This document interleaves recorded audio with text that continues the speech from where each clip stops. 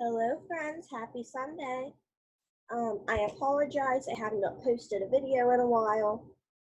Things have been very hectic in the office this week.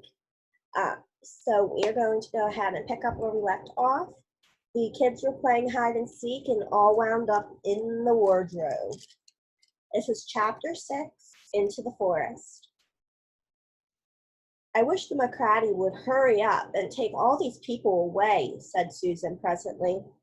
I'm getting horribly cramped. And what a filthy smell of camphor, said Edmund.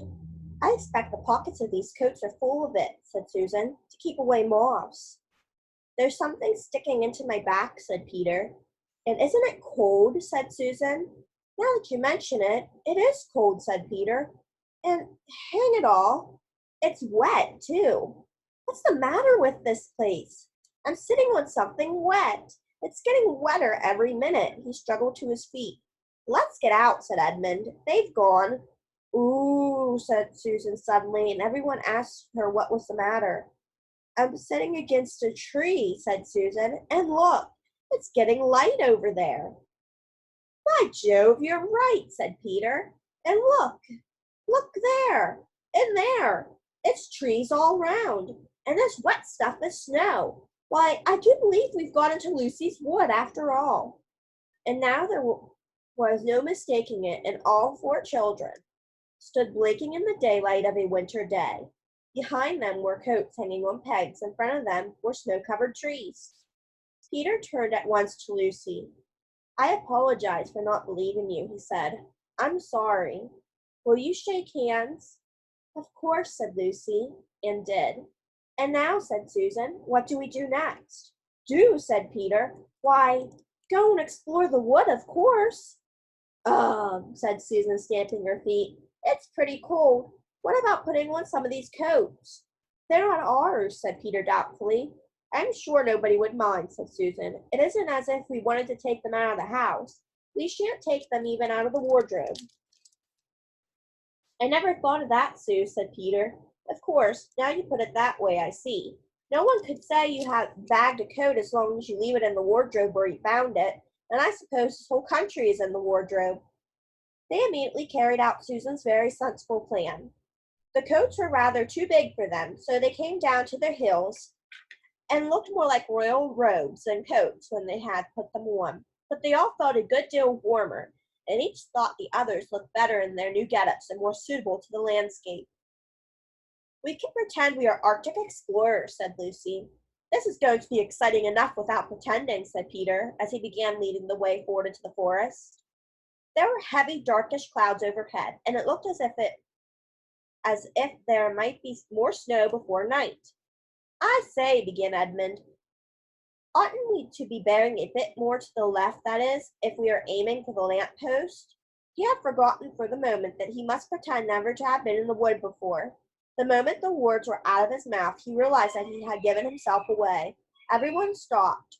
Everyone stared at him. Peter whistled.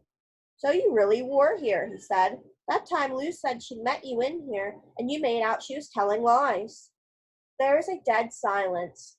Well, of all the poisonous little beasts, said Peter, and shrugged his shoulders and said no more. There seemed indeed no more to say, and presently the four resumed their journey. But Edmund was saying to himself, I'll pray you all out for this. You pack of stuck-up, self-satisfied pigs. Where are we going anyway, said Susan, chiefly for the sake of changing the subject. I think Lou ought to be the leader, said Peter. Goodness knows she deserves it. Where will you take us, Lou? What about going to see Mr. Tumnus, said Lucy. He's the nice fawn I told you about. Everyone agreed to this, and off they went, walking briskly and stamping their feet. Lucy proved a good leader. At first she wondered whether she would be able to find the way, but she recognized an odd-looking tree in one place and a stump in another, and brought them on to where the ground became uneven and into the little valley, and at last to the very door of Mr. Tumnus's cave. But there a terrible surprise awaited them. The door had been wrenched off its hinges and broken to bits. Inside, the cave was dark and cold, and had the damp feel and smell of a place that had not been lived in for several days. Snow had drifted in from the doorway and was heaped on the floor. mixed with something black, which turned out to be the charred sticks and ashes from the fire. Someone had apparently flung it about the room and then stamped it out. The crockery lay smashed on the floor, and the picture of the fawn's father had been slashed into shreds with a knife. "This is a pretty good washout," said Edmund. "Not much good coming here." "What is this?" said Peter, stooping down. He had just noticed a piece of paper which had been nailed through the carpet on the floor. "Is there anything written on it?" asked Susan. "Yes, I think there is," answered Peter, "but I can't read it in this light. Let's get out into the open air." They all went out in the daylight and crowded round Peter as he read out the following words. "The former occupant of these premises, the Fawn Tumnus, is under arrest and awaiting his trial on a charge of high treason against Her Imperial Majesty Jadis, Queen of Narnia, Chatelaine of Carapavel, Empress of the Lone Islands, etc. Also of comforting to her, said Majesty's enemies, harboring spies and fraternizing with humans. Signed, Margrum, Captain of the Secret Police. Long live the Queen." The children stared at each other. "I don't know that I'm going to like this place after all," said Susan. "Who is this Queen, Lou?" said Peter. "Do you know anything about her?" "She isn't a real queen at all," answered Lucy. "She's a horrible witch, the White Witch. Everyone, all the wood people, hate her. She has made an enchantment over the whole country so that it is always winter here and never Christmas." I wonder if there's any point in going on," said Susan. "I mean, it doesn't seem particularly safe here, and it looks as if it won't be much fun either. And it's getting colder every minute, and we've brought nothing to eat. What about just going home?" "Oh, but can't we? We can't," said Lucy suddenly. "Don't you see? We can't just go home, not after this. It is all on my account that the poor fawn has gotten into trouble. He hid me from the witch and showed me the way back. That's what it means by comforting the Queen's enemies and fraternizing with humans. We simply must try to rescue him." "A lot we could do," said Edmund, "when we haven't even got anything to eat." "Shut up, you," said Peter, who was still very angry with Edmund. "What do you think, Susan? I have a horrid feeling that Lou is right," said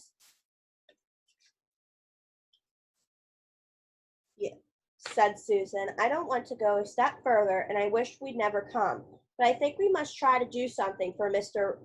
whatever his name is. I mean the fawn." "That's what I feel too," said Peter. "I'm worried about having no food with us. I'd vote for going back and getting something for the larder. Only there doesn't seem to be any certainty of getting into this country again when once you've gotten out of it." "I think we'll have to go on." "So do I," said both the girls. "If only we knew where the poor chap was in prison," said Peter. They were all still wondering what to do next when Lucy said, "Look, there's a robin with such a red breast. It's the first bird I've ever seen here. I say, I wonder, can birds talk in Narnia? It almost looks as if it wanted to say something to us." Then she turned to the robin and said, "Please, can you tell us where Tumnus the fawn has been taken to?" As she said this, she took a step toward the bird. It at once flew away, but only as far as to the next tree. There it perched and looked at them very hard, as if it understood all they had been saying. Almost without noticing that they had done so, the forward children went a step or two nearer to it. As this, the robin flew away again to the next tree and once more looked at them very hard. You couldn't have found a robin with a redder chest or a brighter eye. "Do you know," said Lucy, "I really believe he means us to follow him." "I've an idea he does," said Susan. "What do you think, Peter?" "Well, we might as well try it," answered Peter. The robin appeared to understand the matter thoroughly. It kept going from tree to tree, always a few yards ahead of them, but always so near that they could easily follow it. In this way it led them one slightly downhill. Wherever the robin alighted, a little shower of snow would fall off the branch. Presently the clouds parted overhead, and the winter sun came out, and the snow all around them grew dazingly bright. They had been traveling this way for about an hour and a half, with the two girls in front. Then Edmund said to Peter, "Is maybe it's still too high and might even talk to me?" I have something to say which you better listen to. What is it? Asked Peter. Hush, not so loud, said Edmund. There's no good frightening the girls, but have you realized what we're doing? What? Said Peter, lowering his voice to a whisper. We're following a guide as we know nothing about. How do we know which side that bird is on? Why shouldn't it be leading us into a trap? That's a nasty idea. Still a robin, you know. They're good birds in all the stories I've ever read. I'm sure a robin wouldn't be on the wrong side. If it comes to that, which is the right side? And the queen. Yes, I know we've been told she's a witch. Is in the wrong? We don't really know anything about either. The fawn saved Lucy. He said he did. But how do we know? And there's another thing, too. Has anyone the least idea of the way home from here? Great Scott, said Peter. I hadn't thought of that. No chance of dinner either, said Edmund. We'll pick up with chapter 7, A Day with the Beavers.